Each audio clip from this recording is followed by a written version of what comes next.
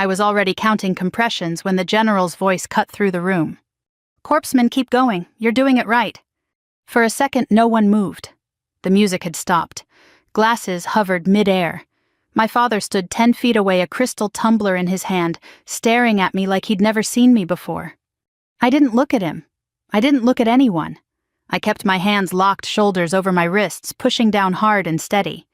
1, 2, 3. The woman beneath me, late 60s, maybe had gone pale. Her pearls were twisted against her neck. Someone had tried to loosen her collar but hadn't known what to do next. Most people don't. "Call 911 if you haven't already," I said, not breaking rhythm. A man in a gray suit nodded too quickly. "Already did. They're on their way." "Good, stay back, give her air." I tilted her head, checked for breath again. Nothing. No rise in the chest, no response. 30 compressions, I said quietly to myself. Then breaths. I'd said those words 100 times in training. Intense, in dust, in rooms that didn't look anything like this one, with its chandeliers and polished marble, and a string quartet that had gone silent in the corner. I counted again. 1, 2, 3. 20 minutes earlier, I'd been holding a tray. That's the part people remember when they tell the story now. Not the woman's name, Margaret, I learned later. Not the way the room smelled faintly of citrus and expensive whiskey. Not the way my hands ached afterward. They remember the tray. My father had placed it in my hands himself. Just help with the drinks, he'd said, like it was the most natural thing in the world. He hadn't raised his voice. He never did. He didn't have to. He'd looked me up and down first, my uniform pressed clean ribbons, aligned shoes polished until I could see the reflection of the ceiling lights. Then he'd smiled just a little the way he used to when I was a kid, and he thought I didn't understand something. "Glorified medic," he'd added just loud enough for the couple beside him to hear. "Let's not make a scene tonight." I remember the woman next to him giving a polite laugh, not unkind, just agreeing with the tone of the room. I didn't argue. I took the tray. And I smiled. The house sat on a hill outside Austin, the kind of place people slowed down to look at when they drove by. White stone-wide windows, a long driveway lined with trimmed oaks. My father had bought it 5 years ago after his company went public. He'd invited half the city that night, investors, politicians, a few military names I recognized from articles and briefings, including the general. I hadn't known he'd be there until I saw him across the room, tall, composed, speaking quietly with a small group near the bar, 4 stars on his shoulders, the kind of presence that shifts a room without trying. I'd kept my distance. Not because I was intimidated, because I was working. "White wine?" I'd asked a man near the piano.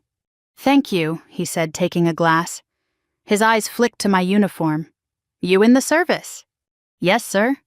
He nodded, approving. "Good, good." Then he turned back to his conversation. That was the night in a sentence. I moved from group to group, refilled glasses, stepped around conversations that had nothing to do with me. My father didn't introduce me. Not as his daughter. Not as anything. 30. I paused, tilted her head again, and gave 2 breaths. Her chest rose slightly this time. That was something. "Come on," I murmured. "Stay with me." When I went back to compressions, I noticed the general had moved closer. Not interfering, just watching, his eyes steady, taking in each movement. "You're centered," he said quietly, almost to himself. "Good depth." I nodded once without looking up. Around us, people had formed a circle, but it wasn't tight anymore. They'd stepped back just like I'd asked. Space, air, room to work. My father hadn't moved. He was still holding that glass. I hadn't planned to come that night. That's the truth.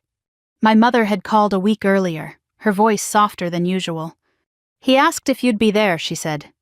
"Did he?" I'd replied. A pause. "Well, I think he assumes you will be." That sounded more like him. I'd been back stateside for 3 months. Shore duty for the first time in years. The kind of assignment that lets you sleep in a real bed shop for groceries, pretend life is simple again. It doesn't take long to remember it isn't. Just for an hour, my mother added. It would mean a lot.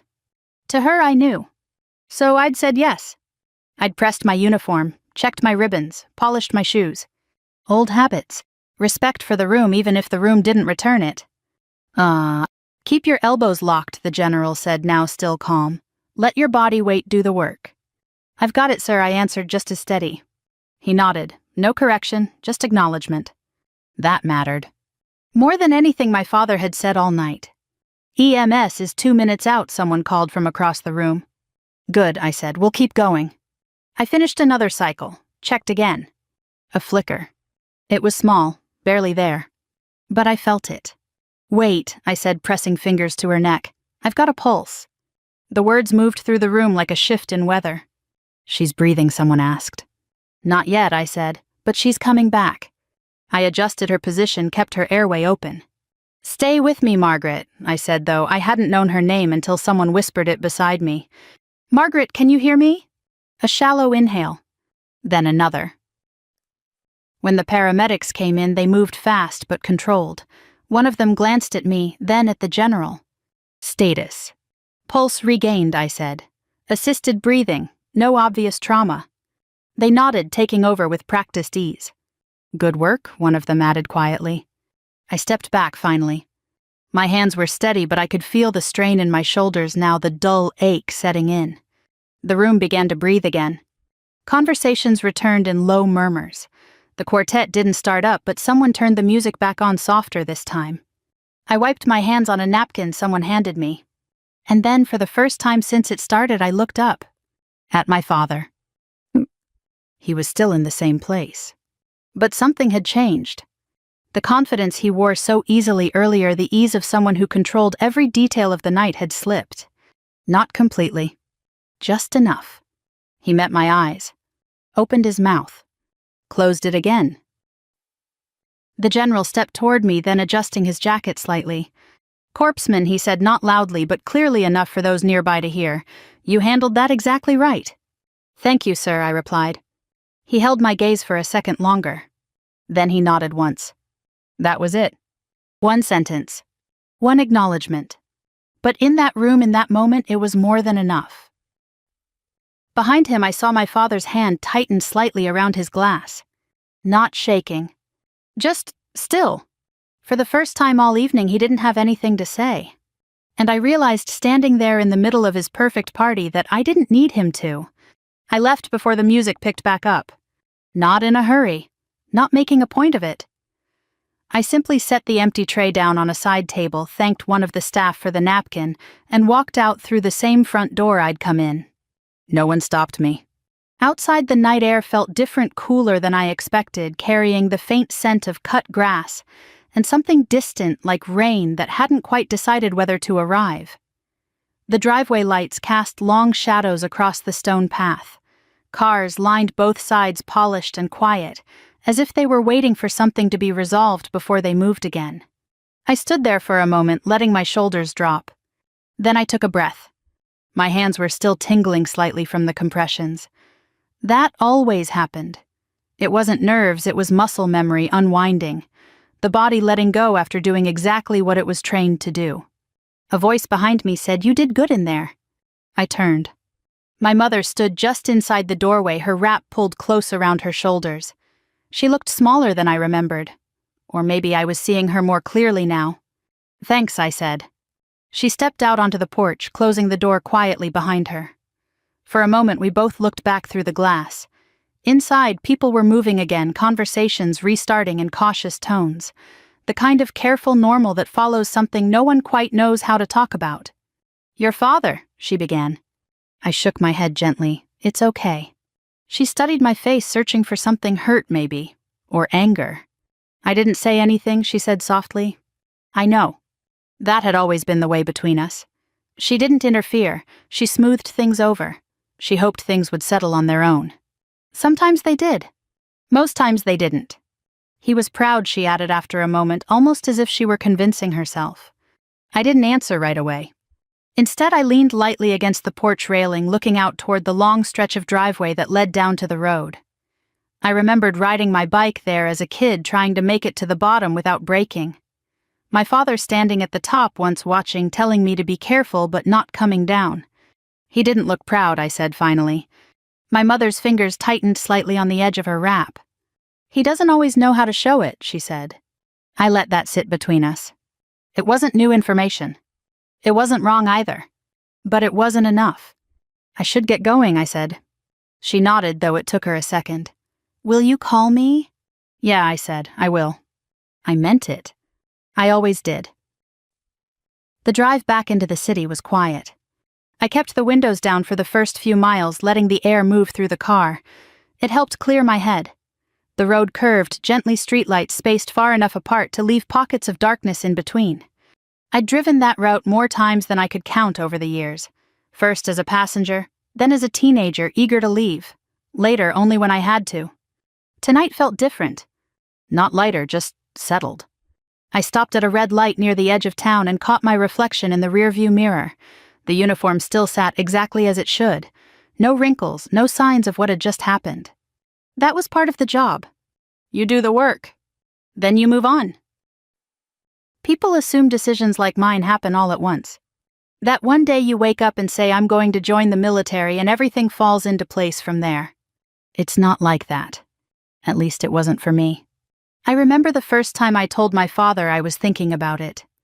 We were sitting at the kitchen table in the old house before the company went public before the move. He had a stack of papers in front of him, numbers and projections, things that mattered to him in a way I didn't fully understand back then. I'm considering enlisting, I said. He didn't look up right away. When he did, his expression was calm. Too calm. In what capacity, he asked. Medical, I said. Corpsman training. He leaned back slightly, folding his hands. Why, he asked. It wasn't curiosity. It was evaluation. I want to do something that matters, I said. He held my gaze for a moment, then gave a small nod as if acknowledging a point in a discussion. There are many ways to matter, he said. Some of them don't involve putting yourself in unnecessary danger. I've thought about it, I said. I'm sure you have. That was his way of saying he didn't agree without raising his voice. What about school, he added. Business, law. You're capable of more than that. That in his language covered anything he didn't consider strategic. It's not less, I said quietly. It's just different. He didn't respond. Instead, he picked up his pen again and returned to his papers. Conversation over. I went anyway. Training wasn't what I expected. It was harder. Not just physically, though, that part was real enough, but in the way it stripped things down. You learn quickly what matters and what doesn't. There isn't much room for anything in between.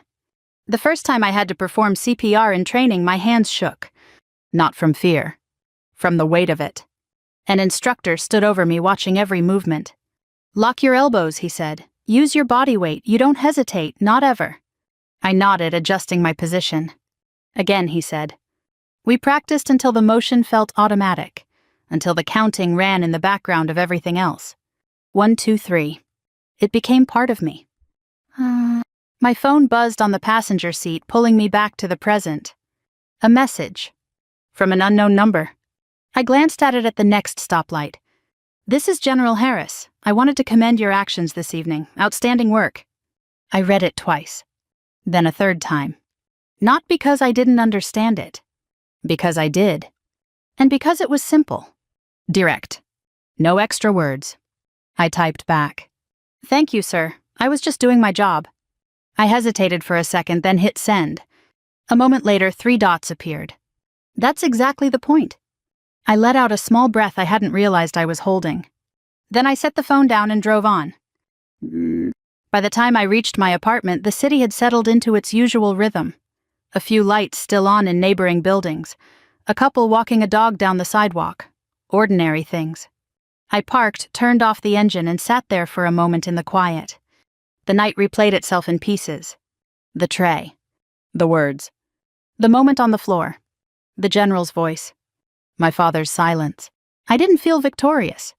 That's the thing people don't always understand. There wasn't a sense of winning. Just a kind of clarity. I opened the car door and stepped out. Tomorrow things would go back to normal. Work, routine, the steady pace of days that don't make headlines. But something had shifted. Not in the world. In me. And maybe in time in him. People hear the word medic and picture a bag with a red cross on it. Bandages, maybe a stethoscope, someone who shows up after the hard part is over. That's not how it works. Not where I trained. Not where I served. The first lesson they teach you isn't about tools. It's about time. You don't have it, our instructor said on day one, pacing in front of a line of us still trying to figure out how to stand at attention without locking our knees. You think you do, you don't. He stopped in front of me. When something goes wrong, you act. Not after you think about it. Not after you ask permission. You act. He tapped his watch. Seconds, he said. That's what you're working with. Training started before sunrise and didn't end when the sun went down. We learned how to move fast without rushing, how to see what mattered and ignore what didn't, how to keep your hands steady when everything else around you wasn't. They didn't ease us into it. They dropped us in. Simulations first. A mannequin on the floor, no pulse. Go, the instructor said. You move. Check airway, check breathing, start compressions. 1, 2, 3. At first it feels mechanical, like you're following a list. Then they start adding noise. Shouting, alarms, people talking over each other. You're losing him. Do something. Medic. Your job is to ignore all of it. Focus. Hands, pressure, rhythm. 1, 2, 3. They make it harder. Lights off, flashing strobes, someone grabbing your shoulder. Is he going to make it? You don't answer. You keep going. The first time it wasn't a simulation, I knew the difference before I even saw him. It's in the air. A kind of stillness that doesn't belong. We were stateside part of a joint training exercise, routine, controlled. Until it wasn't. A soldier went down during a drill, no dramatic fall, just stopped. By the time I reached him, someone was already calling for help. He's not breathing, they said. I dropped to my knees, hands in place. 1, 2, 3. There's a moment right at the beginning where your mind tries to catch up, to ask questions, to figure out what happened. You don't let it. You stay with what you know. Pressure, depth, count. 1, 2, 3. Someone knelt beside me ready with equipment. Another cleared space. No one panicked. That's the difference training makes. We worked together without talking much. Minutes passed. Or seconds. It's hard to tell. Then, a breath. Small, shallow. But there. Pulse, I said. The word felt solid in my mouth. We stabilized him, got him on a stretcher, sent him out. Later, someone told me he made it. I didn't celebrate. I just wrote the report. You learn over time that the job isn't about being the hero. It's about being the one who moves when no one else does. Sometimes that's enough. Sometimes it isn't. You carry both. My father never asked about any of it. Not really. He'd ask where I was stationed, how long I'd be gone, when I'd be back. Logistics. Timelines. Things that fit into a calendar. Once after I'd been in for about a year, he asked, "Are you learning anything useful?" I remember that clearly. We were on the phone. I was sitting on a bench outside the barracks watching the sun come up over a row of low buildings that all looked the same. Yes, I said. Like what? I thought about explaining. About telling him how to recognize when someone's airway is blocked. How to stop bleeding with whatever you have on hand. How to stay calm when everything around you isn't. Instead, I said how to help people. There was a pause. I see, he said. He didn't ask anything else. Back at my apartment the next morning, I woke up early out of habit. The light through the blinds was soft, the kind that makes everything look a little slower than it is. I made coffee, sat at the small table by the window. My phone buzzed again. Another message from the general. I'd like to put in a formal commendation, if that's all right with you. I stared at the screen for a moment. Formal commendations aren't something you chase. They're something that happen around you. Yes, sir, thank you, I typed back. A few seconds later. Well earned. I set the phone down. Took a sip of coffee. Looked out at the street below. People were starting their day, walking to cars, heading to work, doing the ordinary things that fill up most of life. That's what the job is for. Those ordinary moments. Keeping them going. Around noon, I got another message. This one from my mother. She's stable, the woman from last night. Her husband called the house. He wanted to thank you. I read it twice. Then I replied, I'm glad she's okay. A moment later, your father is home. That was all she said. I didn't respond right away. I didn't know what there was to say. In training, they tell you something else, too. It's not in the manuals. It's not written down anywhere official. But you hear it enough that it sticks. People will underestimate you, one of my instructors said once, leaning against a wall after a long day. Not because you can't do the job, because they don't understand it. He shrugged. That's fine, understanding isn't required. He pushed off the wall, heading toward the door. Doing it is... I finished my coffee. Got dressed. Checked my gear out of habit, even though I wasn't deploying anywhere that day. Then I picked up my phone again. Scrolled to my father's name. Paused. Then locked the screen. Not yet. Some things don't need to be rushed. Some things are better left to settle on their own. By mid-afternoon, the apartment felt too quiet. That happens sometimes after a night like that. Not because anything is wrong, but because everything is still settling. Your body's caught up, but your mind hasn't quite finished sorting it out. I cleaned the kitchen, wiped down the counters that were already clean, checked my phone more than I needed to. Nothing new. Around 3, I stepped outside. The air had warmed up, a few clouds drifting slow across a bright Texas sky.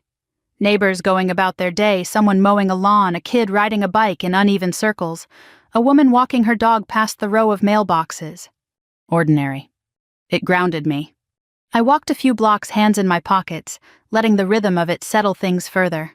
Past a small diner I'd been meaning to try, past a hardware store with a faded sign, places that had been there long before I arrived and would be there long after. Life moves on. It always does. The call came just as I was heading back. Ma'am. Yes. This is Travis County EMS. We spoke briefly last night at the residence on Barton Creek Road. I leaned lightly against the side of a parked car. Yes, I remember. We wanted to update you on the patient you assisted. Margaret. She's stable, he said. They've got her at St. David's, cardiac event. You bought her the time she needed. I closed my eyes for a second. Thank you, I said. No, thank you, he replied. We see a lot of situations where people hesitate. That didn't happen last night. No, I said quietly, it didn't. We ended the call. I stood there a moment longer, then pushed off the car and headed home. That evening, I sat down with a legal pad and wrote out what I remembered. Not because anyone had asked me to. Because that's what you do.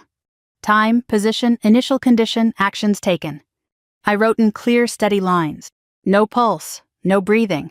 Initiated CPR. 30 compressions, 2 breaths. Continued until pulse regained. Simple. Accurate. Enough. When I finished, I set the pen down and looked at the page. There's a kind of peace in writing things down like that. It puts edges around an event. Keeps it from spreading into everything else. Around 7, my phone buzzed again. My mother. I let it ring once more than usual before answering. Hi, I said. Hi, she replied. Her voice sounded steadier than the night before. I hope I didn't catch you at a bad time. No, I said. I was just at home. A pause. I spoke to Margaret's husband, she said. He called again this afternoon. He was very grateful. I'm glad, I said. He said the doctors told him that if no one had started compressions when you did... She didn't finish the sentence. She didn't need to. How's she doing? I asked. Stable. They're monitoring her. He thinks she'll be able to come home in a few days. That's good. Another pause. He also asked for your number, she added. I thought about that. Did you give it to him? No, she said. I told him I'd ask first. Thank you. If you're comfortable, I can pass it along. I nodded even though she couldn't see me. That's fine. I will, she said. We sat in silence for a moment. There was something else there. I could hear it. Your father, she began again. I exhaled softly. Yeah. He hasn't said much today, she said. He canceled his meetings. That got my attention. He never does that, I said. I know. What is he doing? Walking, she said. Around the house, outside, just walking. I pictured it. The long driveway, the back patio, the rooms that were too large for quiet. He asked about you, she added. I didn't respond right away. What did he ask? I said finally. He wanted to know where you learned to do that, she said. Last night. I let out a small breath. What did you tell him? The truth, she said, that you've been doing it for years. Did he say anything? No, she said. He just nodded. After we hung up, I sat for a while with that. Not the praise. Not the outcome. The question. Where did you learn to do that? It was the first time I could remember him asking anything about what I actually did. Not where. Not when. What? It was a small shift. But it was there. The next morning I reported in for my scheduled duty. The base was quiet in that familiar way, ordered, efficient, a place where everyone knew their role and did it without needing to be told twice. I checked in with the senior chief, reviewed the day's assignments, and moved through the routine that had become second nature. Vitals. Charts. Follow-ups. Nothing dramatic. That's most days. And that's a good thing. Around mid-morning, one of the younger sailors approached me. "Hey," he said, a little hesitant. "You were at that event last night, right? The one off Barton Creek." I looked up from the chart I was reviewing. I was. "I saw something about it this morning," he said. "Someone posted a clip. Not the whole thing, just part of it." I felt a small tightening in my chest. "What part?" I asked. He pulled out his phone, tapped a few times, and turned the screen toward me. It was shaky footage. A circle of people, movement, voices. And then, me. On the floor. Counting. Hands steady. The general stepping into frame. No audio on his words. Just the moment. I watched for a few seconds, then handed the phone back. "That's me," I said. "Yeah," he said, "it's something." "It's just the job," I replied. He nodded, though I could tell he didn't fully understand. That was all right. He didn't need to. By the end of the day, the clip had spread. Not everywhere, but enough. Enough that people were talking about it in low voices in hallways. Enough that a few extra nods came my way. Enough that the story had started to move beyond the room it happened in. I didn't chase it. I didn't avoid it. I let it pass through. That evening, as I was packing up to leave, my phone buzzed again. A text. From my father. I stared at the name for a long moment. Then I opened it. "Can we talk?" No extra words, no explanation. Just that. I read it once. Then again. Outside, the sun was starting to dip, casting long shadows across the base. I slipped the phone back into my pocket. Not answering right away. Not ignoring it either. Some conversations matter more when you take your time walking into them. I didn't answer my father that night. Not because I was avoiding him. Because I wanted the moment to settle into something real before we tried to talk over it. Too soon, and it would turn into what it had always been, him explaining me, listening, nothing changing. Some things need a little space to take shape. The next morning, I was already halfway through my shift when I got the message. "Please report to command at 1100, dress uniform." No explanation. There rarely is. I checked the time, enough to finish what I was doing, clean up and change. Dress uniform always meant something formal, not routine, not day-to-day. I didn't ask questions. I finished my rounds, handed off my notes, and headed to the locker room.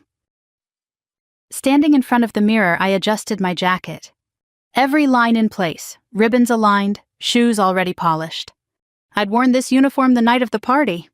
But this felt different. Not because of how it looked. Because of what it carried with it now. I took a breath. Then I stepped out. Command was in a low building near the center of base. Clean lines, no excess. The kind of place where things happen quietly but matter. A petty officer met me at the entrance. "Ma'am," he said, nodding, "they're expecting you." I followed him down a hallway that smelled faintly of polish and paper. We stopped outside a conference room. He knocked once, then opened the door. "Corpsman on deck." I stepped inside. There were 5 people in the room. 2 I recognized from the medical unit. 1 from command. And at the far end of the table, the general. He stood when I entered. Not abruptly, not formally. Just stood. "Corpsman," he said with the same calm tone I'd heard the night before. "Sir," I replied, stepping forward. "Please," he said, gesturing to the chair across from him. "Have a seat." I did. The others remained standing for a moment longer, then took their seats as well. A folder lay on the table in front of me. Closed. The general rested his hands lightly on the back of his chair. "I won't take much of your time," he said. "You've already given more than enough of it this week." There was a slight shift in the room, attention tightening, everyone aware this wasn't routine. I reviewed the reports, he continued. From EMS, from the hospital, from your command. He paused, and I watched the footage. I kept my expression steady. Yes, sir. You acted immediately, he said. You maintained proper technique under pressure. You gave that patient the time she needed. He wasn't praising. He was stating facts. That mattered more. That's your training, he said. Yes, sir. And your judgment. I didn't answer that. He let the silence sit for a moment. Then he nodded slightly as if confirming something to himself. Open the folder, he said. I reached forward and did. Inside was a single document. Formal, clean, precise. A commendation. I read the first line, then the second. My name. My unit. A summary of actions taken. Recognition of performance. I didn't rush through it. I took my time. When I finished, I closed the folder gently. Sir, I said. That's for you, he replied. Official recognition. It will be entered into your record. Thank you. He inclined his head slightly. Then, after a brief pause, he said something that wasn't written anywhere on that page. Moments like that don't announce themselves, he said. They don't give you time to prepare. You either step in or you don't. His gaze held mine. You did. I nodded once. Yes, sir. He took a breath, then shifted slightly as if moving from formal to something else still controlled but more personal. I spoke with the patient's family this morning, he said. She's awake, alert, asking questions. A small release in my chest. That's good to hear, sir. They asked about you, he added. I told them what I'm telling you now. I waited. That you did your job, he said. Exactly the way it's meant to be done. There it was again. Not heroics, not exaggeration. Just the truth. The meeting ended shortly after. No ceremony, no applause. Just a few nods, a handshake, and the quiet understanding that something had been acknowledged. As I stood to leave, the general stepped slightly to the side, allowing the others to move past us. Corpsman, he said. I stopped. Yes, sir. He lowered his voice just enough that it stayed between us. There will be people who misunderstand what you do, he said. That doesn't change its value. I held his gaze. No, sir. He studied me for a moment longer. Then he gave a single decisive nod. That will be all. Outside, the sunlight felt sharper. Clearer. I walked across the base at an easy pace, the folder tucked under my arm. No rush. No need to check my phone. Just walking. It buzzed anyway. I didn't look at it right away. I waited until I reached the shade of a tree near the edge of the lot. Then I pulled it out. My father. I heard you're being recognized today. I read the message once. Then again. There was no question in it. Just information. I typed back. Yes. The reply came quicker this time. Can we meet? I stared at the screen. The same words as the night before. But they felt different now. Less uncertain. More deliberate. I thought about the long driveway, the quiet rooms, the way he'd stood there, glass in hand, watching something he hadn't expected. I thought about the question my mother had told me he asked. Where did you learn to do that? I typed. Tomorrow, coffee. A pause. Then, all right. I slipped the phone back into my pocket and continued walking. No rush. No need to rehearse what I would say. This wasn't about proving anything anymore. That part had already happened. Quietly. On a marble floor. In front of a room that had gone still. For the first time since the party, I felt something settle fully into place. Not pride. Not relief. Something steadier. A sense that whatever came next wouldn't need to be forced. It would just unfold. We met at a place I'd passed 100 times and never gone in. A small coffee shop off a side street, the kind with a chalkboard menu and a bell that rang softly when you opened the door. Nothing polished, no valet, no long driveway. Neutral ground. I arrived early. Not to prepare, just to sit. I ordered black coffee, took a table near the window and watched the street. A couple walking past. A delivery truck idling at the curb. A man reading a newspaper 2 tables over, turning each page with care. Ordinary. It steadied me. My father walked in 10 minutes later. He paused just inside the door, adjusting slightly as his eyes moved across the room. He wasn't used to places like this. It showed not in discomfort exactly, but in the way he measured the space. Then he saw me. He nodded once. I stood. We didn't hug. We didn't shake hands. He sat across from me, placing his phone face down on the table. No glass, no audience, no room to control. "Thank you for coming," he said. His voice was even. Measured. "I said I would," I replied. A server approached. "What can I get you?" she asked. "Coffee," he said, "black." She nodded and stepped away. Silence settled between us. Not heavy. Just present. "I spoke to the general," he said. I raised an eyebrow slightly. "You did?" "He called," my father replied, "this morning." I hadn't expected that. "What did he say?" I asked. "He said you handled yourself well," my father said, "that you were prepared." I almost smiled. "That sounds like him." My father nodded. Another pause. "I also spoke to the patient's husband," he added, "Margaret's husband." I leaned back slightly. "He was very grateful," my father continued. "He said—" He hesitated, searching for the exact words. "He said you gave him more time with his wife." I let that sit. It mattered. More than anything that had been said at the party. "I'm glad she's okay," I said. "So am I," he replied. The server returned with his coffee. He thanked her. Waited until she left. Then he looked at me. Not past me. Not through me. At me. "I was wrong," he said. No build-up. No explanation. Just that. I didn't respond right away, because I wanted to hear what came after. He took a breath. "I didn't understand what you do," he said. "I thought I did. I didn't." I nodded once. "That's fair," I said. "It's not," he replied quietly. "Not entirely." Another pause. "I reduced it," he continued, "simplified it, put it in terms I was comfortable with." "Business terms," I said. "Yes." He wrapped his hands around the coffee cup, not drinking it yet. "I've spent my life measuring value in outcomes, I can see," he said. "Numbers, growth, control." He glanced out the window briefly, then back. "What you do doesn't fit that." "No," I said, "it doesn't." He exhaled slowly. "When I saw you on that floor," he said, "I realized something." I waited. "I didn't know what to do," he said. There it was. Not about me. About him. "The room didn't know what to do," I said. "That's true," he replied, "but I'm used to being the one who does." I nodded. "I know."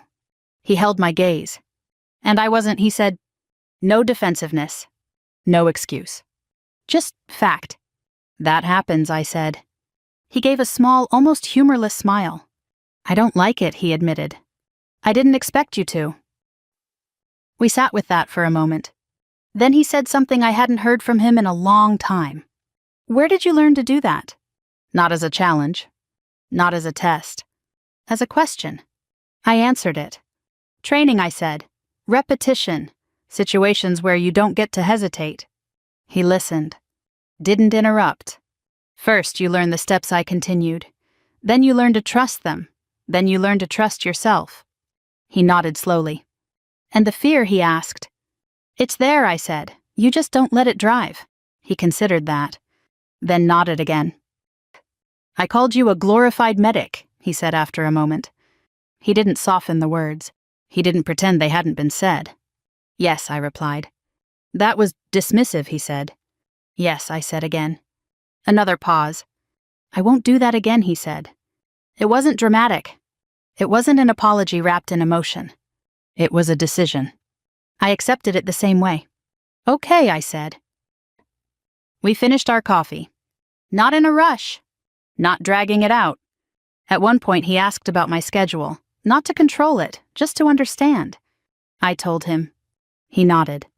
We spoke about my mother, about the house, about small things that had been absent for a long time.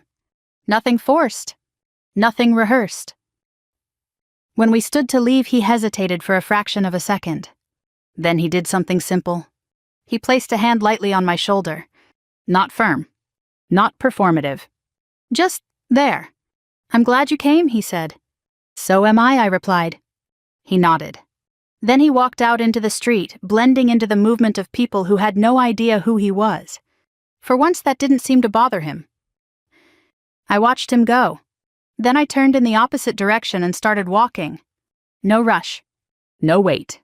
Just the steady rhythm of steps on pavement. That night my phone buzzed once more. A message from my mother. How did it go? I typed back. It was different. A moment later, different is good. I smiled slightly. Set the phone down. And let the quiet settle in. A week passed. Not the kind that stands out. No headlines, no interruptions. Just a series of ordinary days, work routine, the steady rhythm that carries most of life without asking for attention. That's where things change usually. Not in the moment everyone talks about. After. Margaret came home on a Thursday. I didn't go to see her right away. That wasn't my place. What I'd done belonged to that night, to that floor, to those few minutes that mattered. But her husband called again. His voice was steadier this time, tired but lighter. She's asking about you, he said.